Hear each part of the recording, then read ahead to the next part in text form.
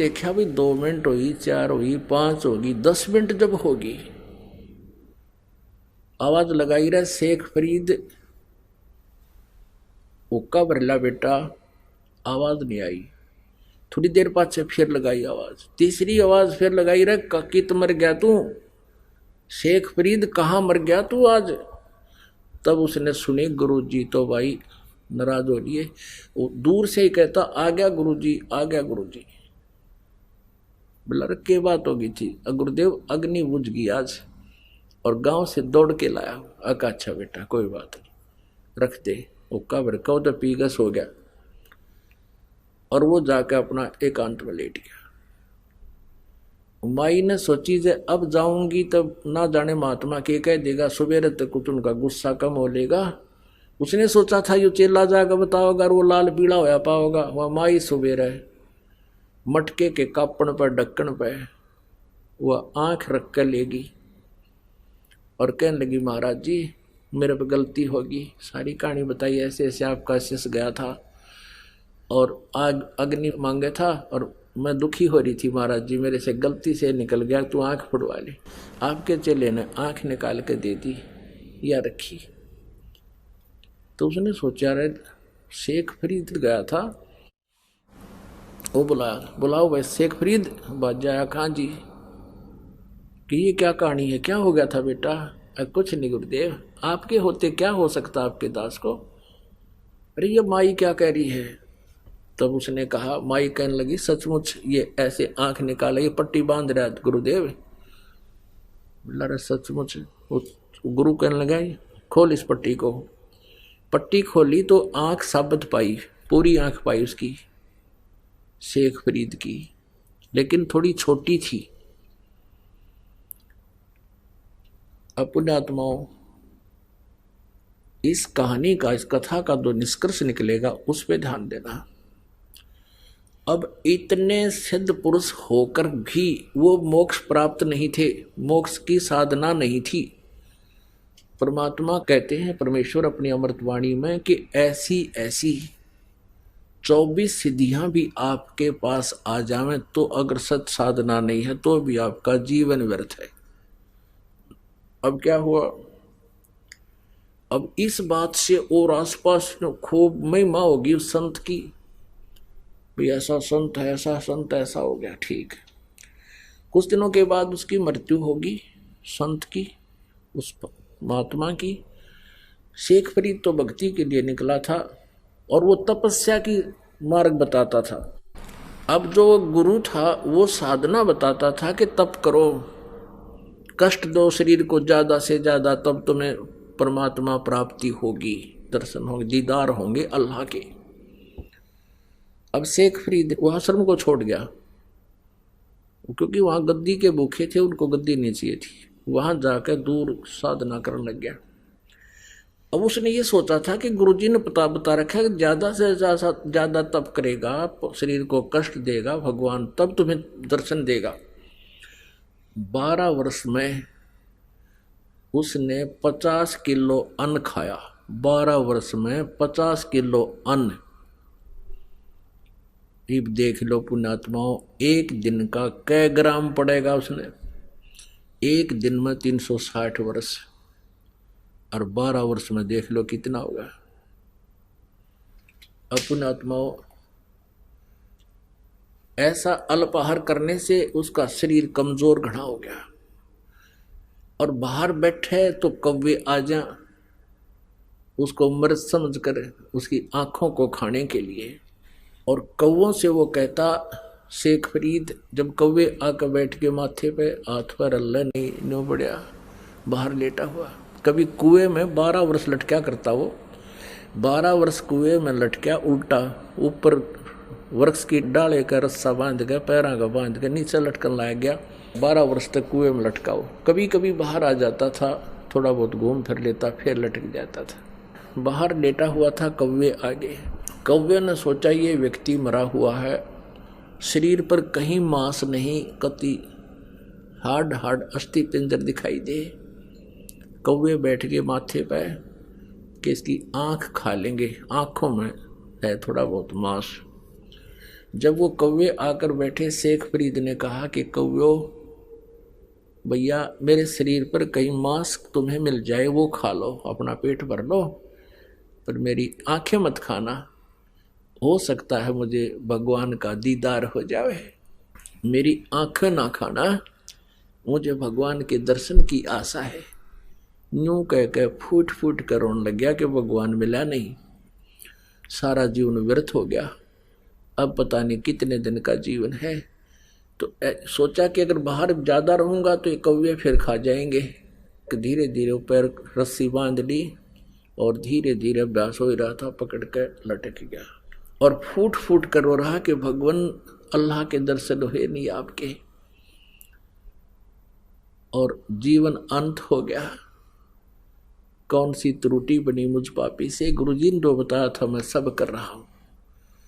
अब जब ये दशा देखी, कहते हैं जो जन मेरी शरण है, ऐसी पुण्यात्माएं जो हैं वो कभी परमेश्वर कबीर जी की शरण में, उनके सानिध्य में साधना किए हुए होते हैं, जब वो तत्वदर्शी संत रूप में पृथ्वी पर विराजमान होते हैं। उसमें इतनी अच्छी भक्ति बन जाती है कि कई जन्मों तक भी वो अगर पार नहीं होते तो यहाँ भटकते रहते हैं, उसकी तड़प रहती है, वो भक्ति अंश समाप्त नहीं होता, जैसा आप जी के अंदर है। ये सभी पुण्यात्मा जो दूसरे पंथों में या धर्मों में या कहीं किसी और मंदिर मस्जिद गुरुद्वारों में जो जा रहे हैं, ये परमात्मा की भक्ति चाह रहे हैं, कभी ना कभी किसी युग में परमात्मा कबीर देव जी के सानिध्य में भक्ति किए हुए। अब शेख फरीद भी उन्हीं में से, उन पुण्यात्माओं में था जो पार होया नहीं। बीच में हम विचलित हो जाते हैं क्योंकि हम भगवान को पहचान नहीं सके, क्योंकि हम सदग्रंथों से परिचित नहीं थे, इसलिए हम विचलित होते रहे। भगवान आकर चले गए, हम यहीं रह गए, वो हम उनके साथ नहीं जा सके क्योंकि हम उनको पहचान नहीं सके, उन पर विश्वास बना नहीं। अब शेख फरीद लटका हुआ रो रहा बुरी तरह। अब कहते हैं जो जन मेरी शरण हो, ताका हूँ मैं दास, और गैल गैल लग गया। फिर वो जब लग धरती आकाश, वहाँ खड़े हो गए कुएं पर जाकर परमात्मा, और रस्सा बांध रखा था, और रस्से को पकड़ कर यूं खींच लिया ऊपर ने, जैसे बाल्टी निकाल लिया करें पानी की कुएं से। शेख फरीद जी जब कुएं में लटका करते थे उल्टे, तो कोई ग्वाले आ जाते थे, पाली होते थे, ये शरारती हुआ करें, वो क्या करते थे, उस रस्से को पकड़कर ऐसे हिला देते थे। शेख फरीद कभी इधर जाकर लगता कुएं का, कभी इधर लगता ऐसे, फिर वो यूं करके बेचारा अपना टाइम पास करता। बच्चे थे, एक दो बार लाल होकर छोड़कर चले जाते थे। अब उसने सोचा कि आज यू अच्छा उस्ताद आया, इसने तो बाहर निकाल लिया मैं। वो ऐसे बाहर खींच रहा था, परमात्मा ने ऊपर खींच दिया, उल्टा लटका हुआ, और कहता है भैया मुझे मत छेड़, तू साधु संतों को दुखी नहीं करते, आप अपना काम करो, मैं अपना काम कर रहा हूं। उल्टे लटके लटके बात कर रहा है, मुझे छोड़ दे वापस। परमात्मा ने कहा आप यहाँ क्या कर रहे हो? शेख फरीद ने कहा कि मैं परमात्मा के दर्शनार्थ, भगवान के दर्शन के लिए मैं साधना कर रहा हूं। परमेश्वर ने कहा कि मैं हूं भगवान, मैं हूं अल्लाह, मैं हूं अल्लाह अकबर, वो कबीर अल्लाह मैं हूं। शेख फरीद कहता है मजाक ना करे, तू अल्लाह नहीं है। परमात्मा ने कहा और अल्लाह कैसा होता है कि वो तो निराकार है, वो दिखाई थोड़ी देता है। परमेश्वर ने कहा भले आदमी, जब परमात्मा निराकार है और आप कह रहे हो मैं भगवान के दीदार के लिए डले ढोरा हूं, अब देखेगा टट्टू, जब के साकार है ही नहीं तो क्या देखेगा तू? अब ऐसे कहते हैं, यहाँ हरियाणा में कहावत है, ज्ञान का गाम का तो चमका ऐसा होया करे। अब उसकी एकदम सारे पुर्जे सीधे हो गए शेख फरीद के, और परमात्मा खड़े सामने, एकदम समझ में आ गया को हो सचमुच। परमात्मा कहते हैं एक तरफ तो तू निराकार बतावे बेचून है भगवान, और फिर नो का उसके दर्शन के लिए मैं डले ढो रहा हूं, साधना कर रहा हूं। तो पहले तेनू देख तुम कह के रहे हो और कर क्या रहे हो। तो उसने सोचा शेख फरीद ने, भाई काटे का आदमी 16 ने बात की, विश्वास फिर भी ना क्यों भगवान है, पैर पकड़ दिए नू के नू। यह बात उनको याद है कि कुरान शरीफ में ये लिखा कि उसके बारे में कोई बाखबर बताओगा। तो उसने नो सोची अल्लाह तो यूँ नहीं हो सकता, लेकिन बाखबर जरूर है, यानी तत्वदर्शी जरूर है। इतनी एक ही सेकंड में सारी बात समझा दी कि निराकार को देखेगा कि तू, फिर जब निराकार है तो फिर क्यों कर रहा है ये साधना। पैर पकड़ के कहने लगा महाराज मुझे रास्ता बता भगवान का। काजा बता दूंगा। वो खोल दिया रास्ता, बैठ गया। कहने लगे परमात्मा बोले इस शरीर के साथ क्यों दुश्मनी कर रहा है तू? ये कहीं लिखा किसी शास्त्र में ऐसा करने से भगवान मिलेगा? शेख फरीद कहने लगे मेरे गुरुदेव ने ऐसा बताया। परमात्मा ने कहा वो गुरुदेव तुम्हारे नकली थे। शेख फरीद कहता है महाराज जी निंदा ना करो गुरुदेव की, अब ये श्रद्धालु ऐसे होते हैं। परमात्मा ने सोचा ज्यादा कह दिया तो यू कति कर्म बिगाड़ देगा। परमेश्वर बोले बेटा इस शरीर से तू शत्रुता कर रहा है, ऐसे भगवान नहीं मिलता। कहाँ जी वो तो मुझे समझ में आ गई कि ऐसे नहीं मिला, तभी तो इतना उस समय बीत गया। तो परमेश्वर ने कहा आहार कर, प्रथम अंजल संयम राखे, योग युगत सब सतगुरु भाखे।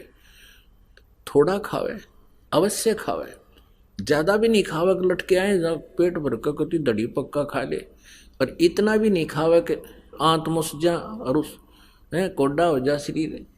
थोड़ा खावे अवश्य, लेकिन सीमित खावे, अल्प, मतलब जितना अपना भक्ति के योग्य ही, उसमें ज़्यादा भी नहीं खावे और कति टाल भी नहीं करे।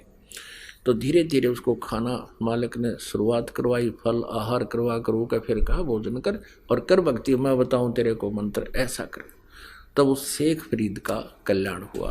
परमात्मा कहते हैं लागी का मार्गे ओर है, लागे चोट काल जाकर के।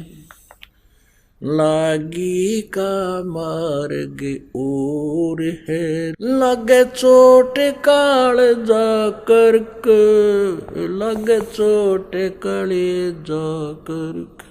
कहते हैं जिनके लगन लगी उनकी हालत न्यारी होती है, उनके कलेजे में कसक बनती है परमात्मा के पानी की। बन कुएं में शेख फरीद ने कैसी मीठी बोली भाषा, कुएं में शेख फरीद ने किसी मीठी बोली भाषा। तुम चुन चुन कागा खा लियो रे मेरे हाडों पर का मासा। तुम चुन चुन कागा खा लियो रे मेरे हाडों पर का मासा। मेरे दो नैना मत छेड़ियो रे मोहे राम मिलन की आशा। मेरे दो नैना मत छेड़ियो रे मोहे राम मिलन की आशा।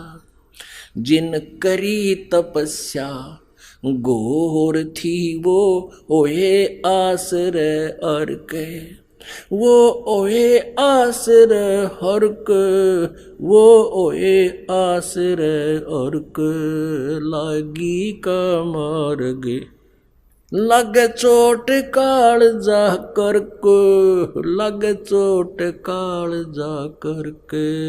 लागी का मार्ग और है, लग चोट काल जा कर के। सुल्तानी मगन बैराग में जिन तज दिया बलख बुखारा। सुल्तानी मगन बैराग में जिन तज दिया बलख बुखारा। कदे पालकियों में चाहल तेरे आज ठालिया गुदड़ बारा। कदे पालकियों में चाल तेरे आज ठालिया गुदड़ बारा।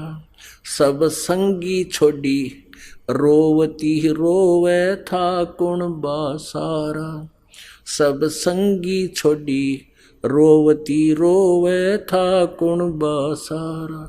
शोर मचारण वास में ना देखा पीछा फिर के, ना देखा पीछा फिर के, ना देखा रे पीछा फिर के, लागी का मार्ग और है लग चोट काल जा करके, लग चोट काल जा करके, लग चोट काल जा करके, ला बन बीच भरतरी भूप ने एक मारा ताण निशाना, बन बीच भरतरी भूप ने एक मारा ताण निशाना, कोई घड़ी सदी थी आवन की साधु का हो गया आना, कोई घड़ी सदी थी आवन की साधु का हो गया आना, कोई मुआ मर्ग जवा दियो न तारे धरो न बाणा, कोई मुआ मर्ग जवा दियो न तारे धरो न बाणा, वो जिंदा कर दिया ढोर था सस बण्या परीक्षा करके, सस बण्या परीक्षा करके, सस बण्या परीक्षा करके, लागी का मार्ग और है लग चोट काल जा करके, लग चोट काल जा करके, लग चोट काल जा करके, लागी का मार्ग।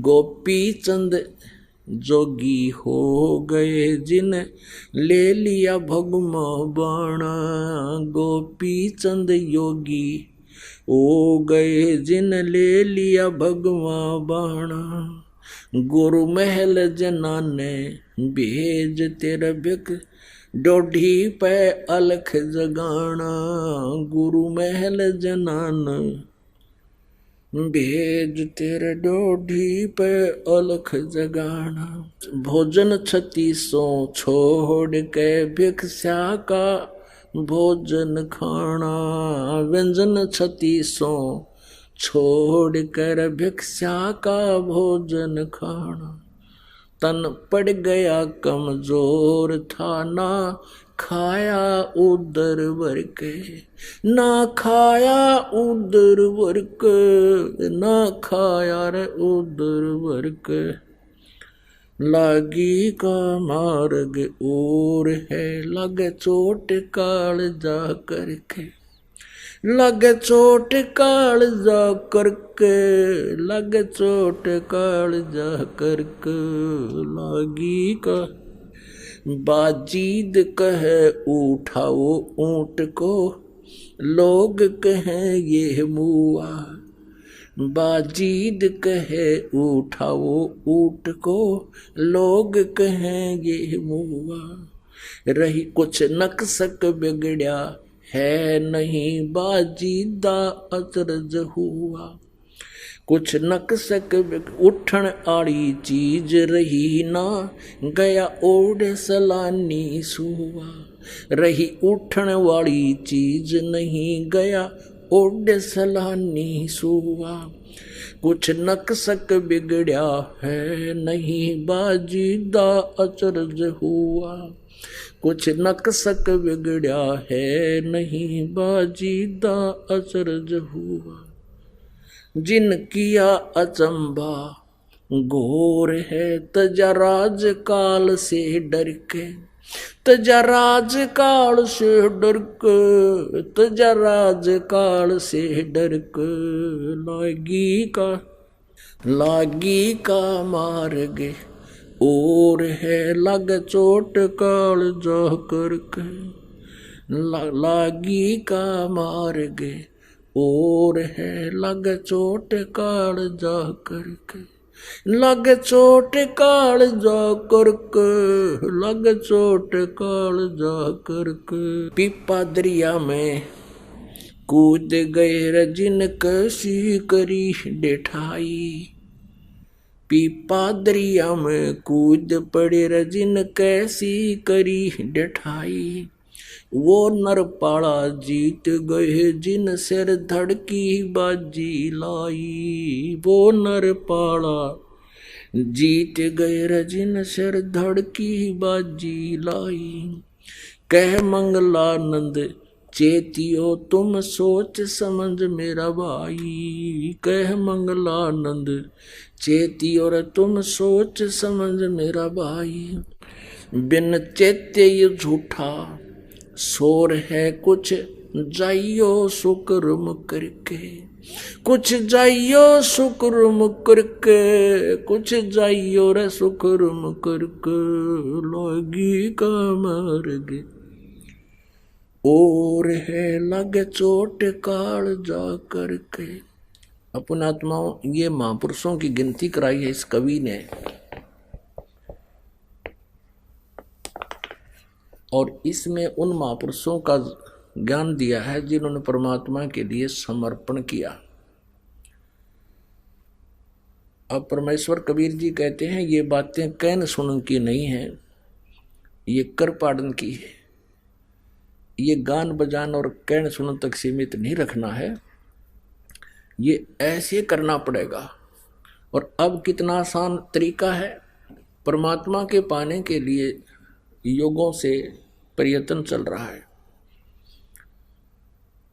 एक पीपा ठाकुर नाम का राजा था इधर राजस्थान के अंदर, गिगनौर शहर का, गिगनौर का।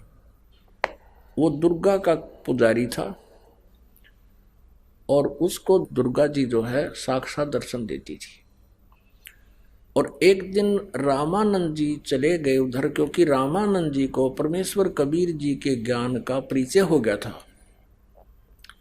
और परमेश्वर ने कहा था कि आपकी बहुत महिमा है, आम व्यक्ति आपकी बातों पर विश्वास करते हैं और आप महर्षि प्रसिद्ध हो। आप दास ने जो ज्ञान दिया है इसका प्रचार करो। वो परिचित भी हो गए थे, परमात्मा को देख भी चुके थे सतलोक में रामानंद जी कबीर जी को। एक दिन रामानंद जी ऐसे फिर प्रचार के लिए जाने लगे हैं। रामानंद जी उसी शहर में चले गए, राजा के यहाँ रुक के। राजा बड़ा धार्मिक था। उस दिन कथा सुनाई रामानंद जी ने, जो परमात्मा कबीर देव जी ने, परमेश्वर जी ने उनको बता रखा था, वो ज्ञान सुनाया सारा। तो पीपा जी ने कहा कि महात्मा जी आपकी बात मुझे जची नहीं, कि दुर्गा से ऊपर भी कोई शक्ति है। तब रामानंद जी ने कहा कि आप अपनी देवी से पूछ लेना। अब उसने एक विशेष अनुष्ठान किया करता था, जब उसको दर्शन देती थी विशेष अनुष्ठान करवाया। दुर्गा प्रकट हुई, दुर्गा से पूछा कि माता कोई और भी शक्ति है? तो ये देव जो होते हैं झूठ नहीं बोला करते हैं। उन्होंने कहा कि हाँ भाई और शक्ति है, पर वह तुझे मिला को नहीं, तुझे वो दर्शन नहीं देगी। अब पीपा का खटक गया बात है, भाई दर्शन वो क्या सारा काम होगा। अब क्या किया रामानंद जी ने, फिर कुछ दिन के बाद फिर जाना था, वो फिर गए और पूछा कि राजन अब क्या राय है आपकी? तब पीपा जी ने कहा महाराज जी जो बात आप कह रहे थे वह सच्ची है सारी, दुर्गा से मैंने पूछ लिया, अब मैं तो आपके साथ चलूंगा। परमात्मा ने सोची कि राजा आदमी भाई, और यहां मेरे साथ वो भी नहीं आइए तो आगे फिर कभी दुखी करेगा। तो उसको कहने लगा कि राजन ठीक है, आपको मैं फिर आऊंगा लेने के लिए, आप फिर आना। अब पीपा ने सोचा कि ये महाराज जी फिर आवेगा और मेरे कसक लाग रही करड़ी। कहने लगा महाराज जी मेरा तो पल पल भारी हो रहा है, मैं आपके साथ चलूंगा। बहुत समझाया कि राजन वहां जमीन पर सोना पड़ेगा, भूखी सूखी खानी पड़ेगी, अब मैं सब कुछ कर लूंगा। फिर उसने सोचा अकबर चल ठीक है, बोले तो तैयार। त्याग दे, राज त्याग दिया। अब उनकी पत्नियां भी तैयार हो ली। 3 पत्नी थी पीपा ठाकुर के, 3 औरतें थी, तीनों तैयार हो ली कि हम भी चलेंगे आपके साथ। अब राजा बोला कि महाराज जी ये तो तीनों तैयार हो ली, यू सांग फिर नो का नो रह गया आगे, ये भक्ति करने देनी मेरे को। रामानंद जी कहने लगे काम कर, इनको न्यू कह दे कि अपने गहन हैं और सब आभूषण हैं, अच्छे अच्छे कपड़े यहाँ छोड़ दो, एक तन पर जो कपड़ा पहन रखा है वो साथ ले ले, कह दे, फिर कोई दिक्कत नहीं। उसने ऐसा ही कह दिया सबको। अब तीनों के पास राजा कहने लगा कि अपने आभूषण सब यहीं उतार दो, सिंगल कपड़े पहन लो, एक एक ड्रेस लेकर चलो मेरे साथ। 2 तो ये कहने लगी कि ना जेवर ना छोड़ दूँ मैं, आभूषण ना छोड़े, इतना सोना इतने बढ़िया हार, हम ना चलते फिर।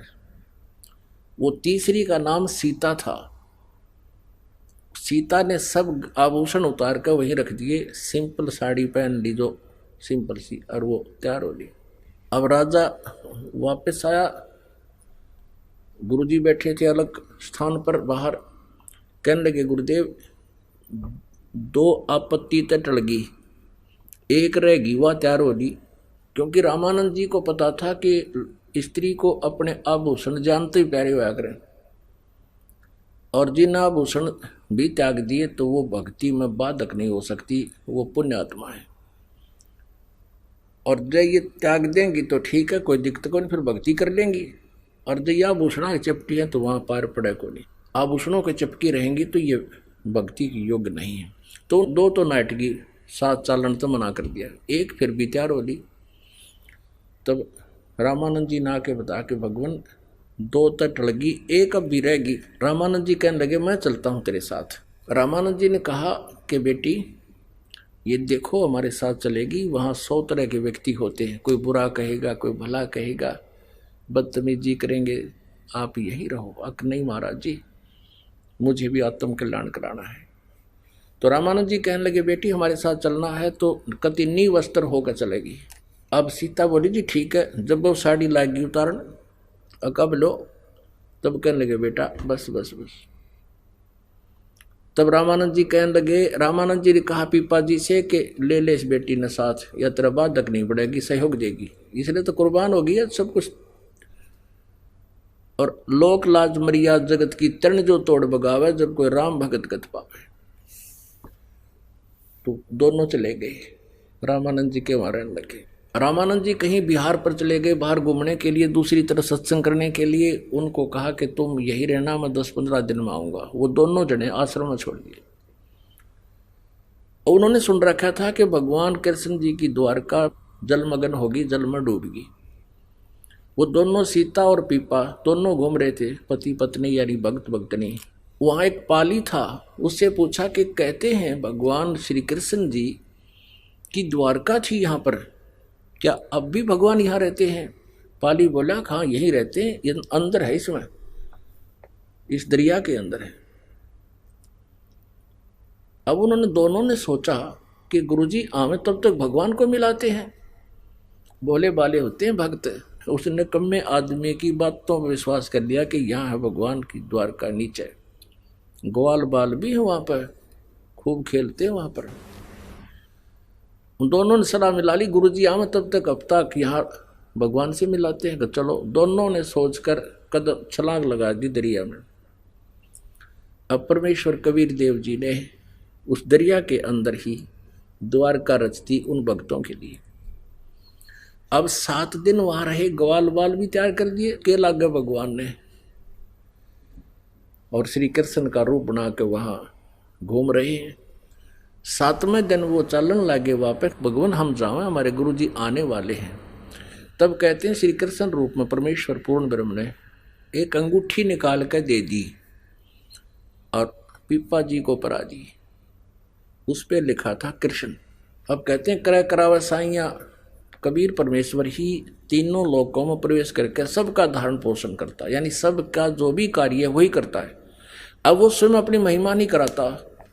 अब उधर से क्या था, जब उस पाली ने देखा कि दो वो साध्वी और साधु भगत भगतनी दरिया में डूब कर मर गए और खेतों में काम कर रहे थे, वो उनको आवाज लगाई कि भागियो भागियो। वो भाजे आए 10-20 आदमी। क्या हो गया कि भगत और भगतनी डूब गए नीचे। कैसे डूब गए कि मेरे से पूछ रहे थे द्वारका है यहाँ, मैंने वैसे मजाक कर दिया कि यहाँ है।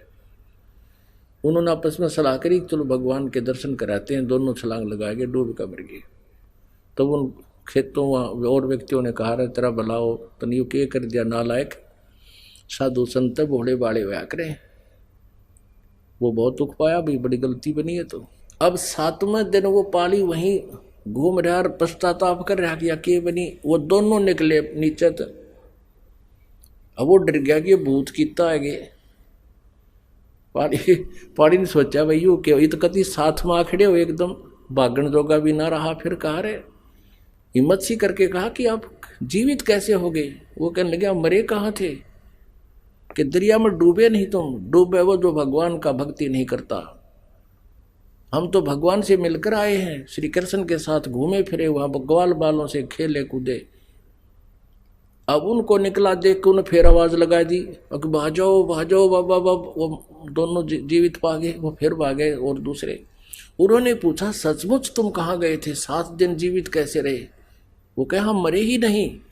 तो उनका विश्वास क्यों कर हो, तो भगवान ने इसलिए वो अंगूठी दी थी कि विश्वास हो जाएगा। अंगूठी वो सोना के आसपास भी को नहीं, वो सोने की नहीं ऐसी धातु की थी, अन्य धातु की। दिखाया देख भगवान ने ये अंगूठी दी है, यहाँ तो ऐसी धातु भी नहीं है। उस पर कृष्ण नाम लिखा था। सबका विश्वास हो गया। तो कहने का भाव ये है, इसमें आया है पीपा दरिया में कूद गए रजिन कैसी करी ढेठाई। ढेठ यानी कितनी हौसला किया, ढेठ माने कितनी जो है हिम्मत करी। पीपा दरिया में कूद गए रजिन कैसी करी ढेठाई। वो नर पाड़ा जीत गए रजिन सिर धड़की बाजी लाई। नर वो पाड़ा जीत गए रजिन सिर धड़की बाजी लाई। कह मंगलानंद चेतियो तुम सोच समझ मेरा भाई। बिन चेते झूठा शोर है कुछ जाइयो रे शुक्र मुकर के। कुछ जाइयो शुक्र मुकर के, कुछ जाइयो रे शुक्र मुकर के। लागी का मार गे और है लग चोट काल जा करके। तो इसीलिए कहा कि कुछ अच्छे काम करके जाइए, संसार छोड़कर तो जाना ही तुम्हें पड़ेगा। तो कहने का भाव ये है कि परमात्मा पाने के लिए हम योगों से भटक रहे हैं। अब ऐसी ऐसी साधनाएं भी कर ली, परमात्मा ने ऐसी लीलाएं भी दिखा दी, तो भी मोक्ष नहीं था जब तक वो कबीर परमेश्वर की शरण में नहीं आए और इस सत साधना उनको नहीं मिली जो आज आपको मिली। इसी से मोक्ष होगा, इसी से संसारिक सुख होंगे। अब ये पीक टाइम था, वहाँ कुछ भक्ति उनकी कराकर परमात्मा लाते रहे। कहते 100 छिद्र मैं करूँ अपने जन के काज। शेख फरीद के पास पहुँच के उनकी भक्ति बढ़ा दी, सत भक्ति करवाई। तो पुण्यात्मा आपके ऊपर कितनी मेहर मालिक की, वो सतनाम और असली नाम सीधे ही मिल रहे हैं आपको। किसी प्रकार का कोई विशेष प्रयत्न नहीं, आपके पास संदेश भिजवा रहे हैं परमात्मा, क्योंकि ये पीक टाइम आ गए। ये प्राइम टाइम है उस परमेश्वर के पाने का, या बिचली पीढ़ी का समय है। इस समय जिसका मानव शरीर है वो पुण्यकर्मी प्राणी है, उससे भी पुण्यकर्मी वो है जिनको परमात्मा का यू मार्ग मिल गया। उनमें से आप हो। धन्य आपके माता पिता जिनसे जन्म हुआ। बोलो सतगुरुदेव। परम पिता परमात्मा पूर्ण ब्रह्म सर्व सृष्टि रचनहार कुल मालिक कबीर परमेश्वर जी की असीम कृपा से इस घोर कलयुग के अंदर आप जी को ये तत्व ज्ञान सुनने को प्राप्त हुआ।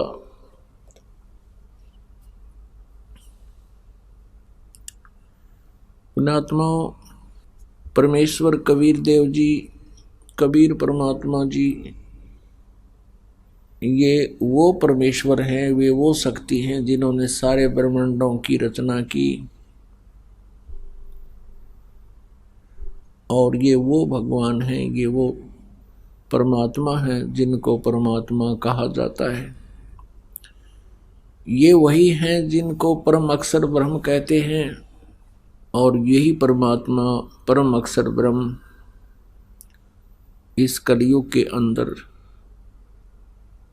सन 1398 में अपने अमर स्थान से चलकर, सनातन परम धाम से चलकर, जहाँ प्रभु निवास करते हैं, जहाँ रहते हैं, जहाँ ये विराजमान है, वहाँ से गति करके आते हैं, चल के आते हैं।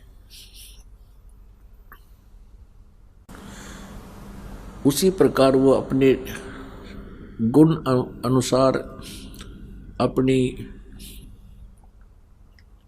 लीला अनुसार, जैसा कि सदग्रंथों में परमात्मा की महिमा का वर्णन है, वो ऐसे ही करता है।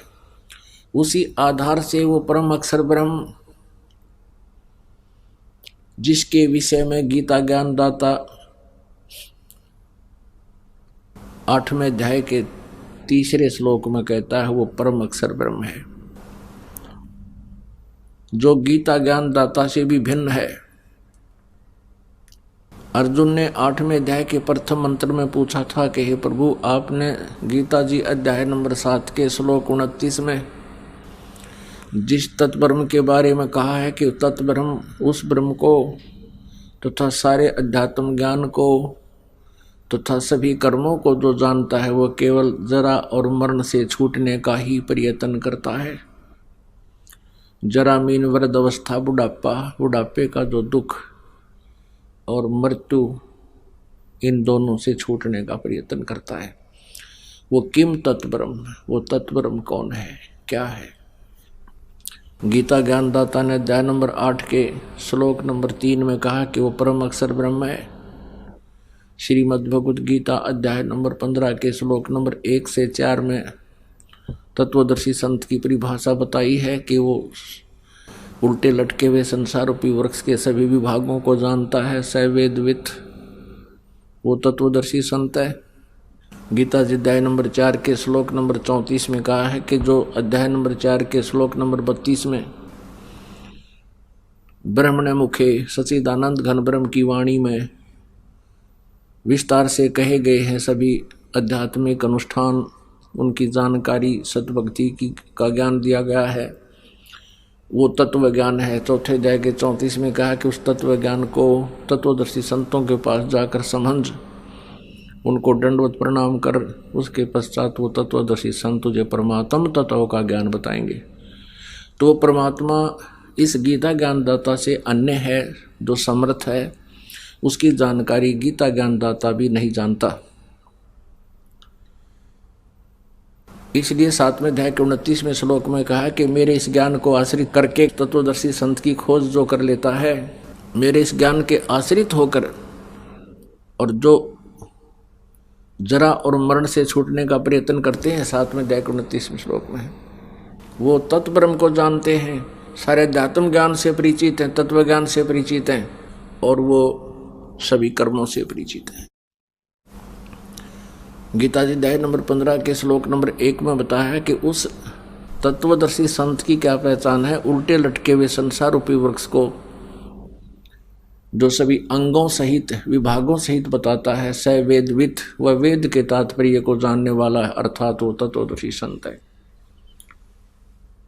तो उसी परमेश्वर ने अपनी जानकारी दी थी, और गीता ज्ञानदाता उसी की महिमा गा रहा है, क्योंकि चारों वेदों का सारांश है श्रीमद् भगवद गीता जी।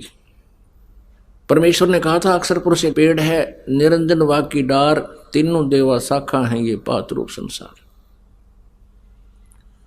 15वें अध्याय के श्लोक नंबर 1 से 4 का सारांश है कि वो तत्वदर्शी संत वो होगा जो इस संसार रूपी वृक्ष के सभी विभाग बता देगा। जैसे जड़ तो पूर्ण परमात्मा परमाक्षर ब्रह्म है, जिससे सबका धारण पोषण होता है, जो सबका मालिक है, सबको आहार देता है, और तना जो बाहर दिखाई देता है वो अक्षर पुरुष है, जिसे पर ब्रह्म भी कहते हैं। और तने से एक मोटी डार निकलती है, उसको सरब्रह्म समझो, सरपुरुष समझो, ज्योत निरंजन समझो। उसके मोटी डार के आगे 3 शाखा हो, वो रजगुण ब्रह्मा, सतगुण विष्णु, तमगुण शिव जी और पात रूप संसार। परमेश्वर कबीर जी ने कहा है कि कबीर अक्षर पुरुष एक पेड़ है, निरंजन वा की डार और तीनों देवा शाखा है, ये पात रूप संसार। तो वो परमात्मा स्वयं ही तत्वदर्शी संत की भूमिका करने के लिए सतलोक से चलकर आते हैं अपने सनातन परम धाम से, जहाँ वो रहते हैं, जहाँ प्रभु का स्थान है, धाम है, निवास है। और फिर वही आकर के यथार्थ ज्ञान देते हैं। अन्यथा यहाँ के स्वामी ने, ब्रह्म ने इस अध्यात्म ज्ञान को पूर्ण रूप से छुपा दिया, नष्ट कर रखा है। लोक वेद दंत कथा सुनवा कर सभी पुण्यात्माओं को भ्रमित करवा रखा है अपने नकली दूतों से। तो यहाँ 15वें अध्याय के 1 से लेकर 4 में कहा है कि जब तत्वदर्शी संत मिल जाता है तो ये अज्ञान रूपी गुत्थी उस तत्व ज्ञान रूपी शस्त्र से काट कर मीन उसको अच्छी तरह समझ कर उसके पश्चात परमेश्वर के उस परम पद की खोज करनी चाहिए, जहां जाने के बाद फिर लौटकर संसार में कभी नहीं आते। और जिस परमेश्वर ने सब ब्रह्मांडों की रचना की है, इसे सिद्ध है और गीता ज्ञानदाता कहता है उसी की भक्ति करनी चाहिए। इसे सिद्ध है कि गीता ज्ञानदाता से कोई और परमात्मा है, परमेश्वर है, जो भक्ति योग्य है, वही सबका धारण पोषण करने वाला है, वही सबका जनक है, सभी ब्रह्मांडों का सृजनहार है। और 15वें अध्याय के श्लोक नंबर 16-17 में 3 परमात्मा, 3 स्वामी, 3 पुरुष हैं। एक सरपुरुष, ये सरपुरुष तो ये तने इस पेड़ की मोटी डार समझो, जिसे ब्रह्म काल कहते हैं, काल ब्रह्म कहो, ज्योति निरंजन कहो, निरंजन कहो। और अक्षर पुरुष है, ये तना है। तो ये अक्षर पुरुष ये ब्रह्म है। और मूल जो संसार रूपी वृक्ष की 1-2 जड़ हैं, जहाँ से सबको आहार मिलता है, सारा पेड़ हरा भरा रहता है, वो है परम अक्षर ब्रह्म। गीता जी अध्याय नंबर 15 के श्लोक 17 में जिसके विषय का है कि उत्तम पुरुष तो अन्य परमात्मा इति उदाहरते हैं। इन ऊपर वर्णित 16 श्लोक में, 15वें अध्याय के 16 श्लोक में गीता जी में जो 2 पुरुष बताए हैं, सरपुरुष और अक्षर पुरुष, इन दोनों पुरुषों से कोई और है उत्तम पुरुष, श्रेष्ठ पुरुष, पूर्ण परमात्मा। जैसा कि परसों आपको यही ज्ञान दिया गया था पूर्ण रूप से, लेकिन आज थोड़ी सी भूमिका बनाने के लिए बताया जा रहा है। तो वही सबका धारण पोषण करता है, वही तत्व ज्ञान प्रदान करता है, और वही वास्तव में परमात्मा है, वह वास्तव में अविनाशी है। तो वो परमेश्वर सतलोक से चलकर आए थे सन 1398 में।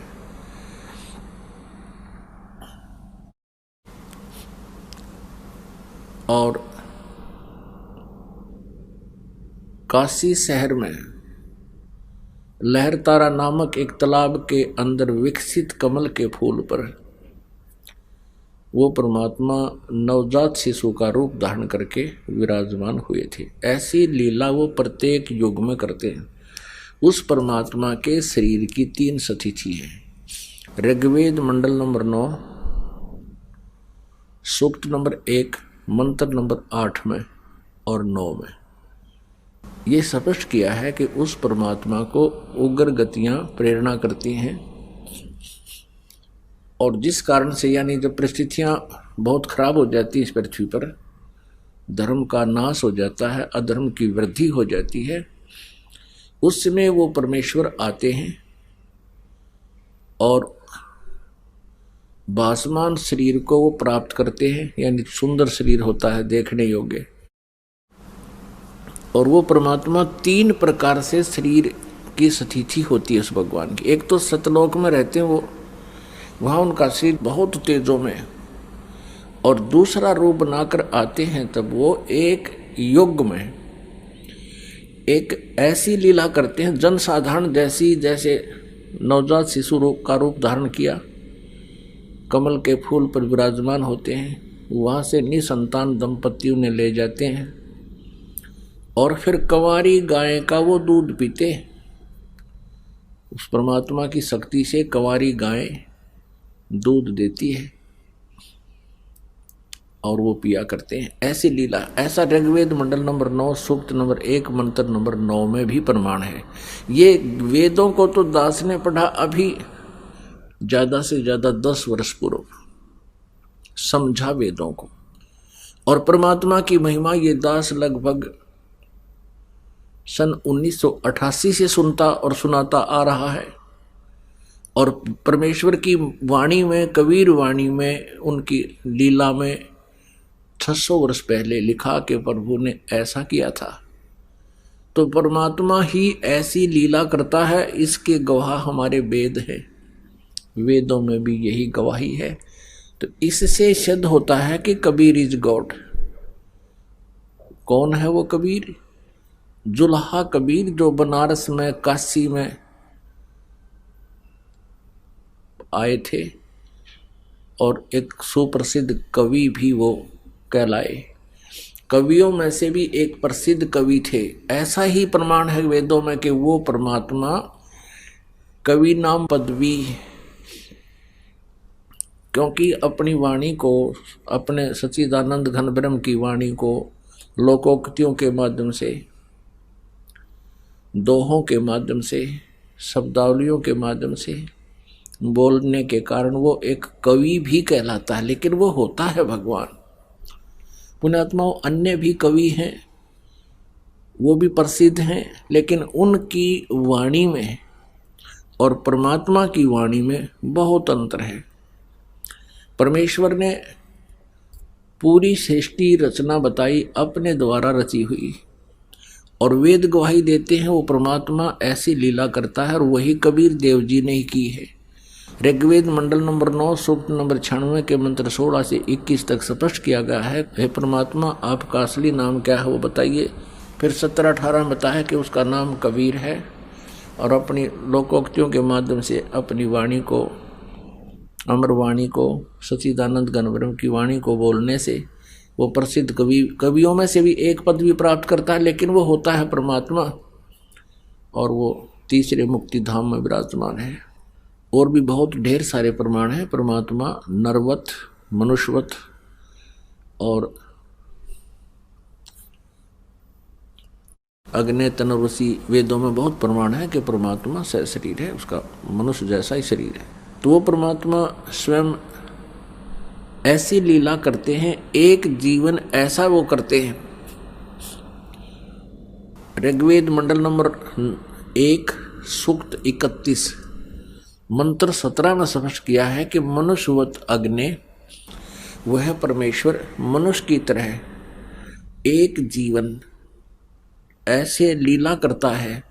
हे परमात्मा, आप प्रत्येक युग में ऐसा करते हो, एक जन साधारण मनुष्य की तरह अपने कर्म करके, अपने हाथों से निर्वाह करके अपना गुजारा करते हो, मेहनत परिश्रम करके। आप एक बार फिर आइए और हमें उस ज्ञान से परिचित कराइए। तो ये लीला उस परमेश्वर कबीर जी की है, जो वेद भी उसका प्रमाण करते हैं।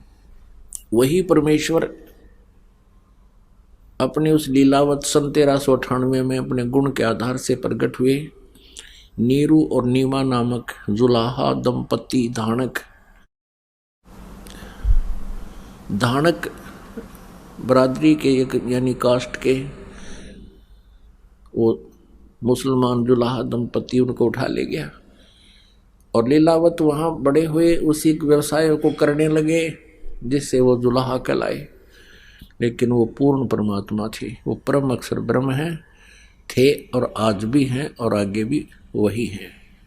उस परमेश्वर ने हमें आकर के ज्ञान दिया है और रह कर हमें समझा है कि तुम कहाँ फंसे पड़े हो, तुम कहाँ रह रहे हो। ये तुम्हारा स्थान नहीं है, ये तुम्हारा धाम नहीं है, तुम यहाँ गलत रह रहे हो। और जिस सुख को तुम सुख मानते हो ये सुख नहीं है।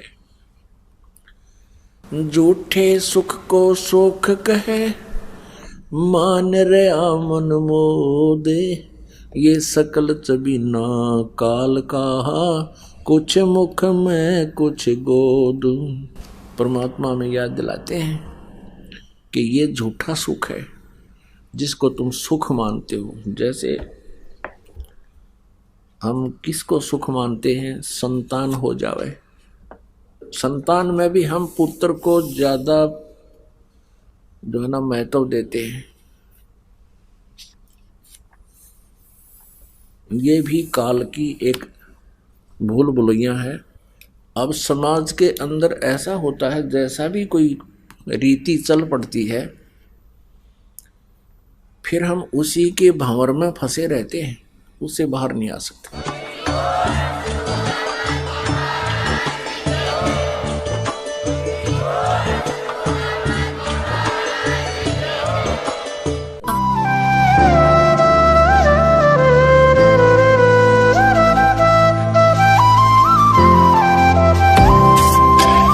सत सही।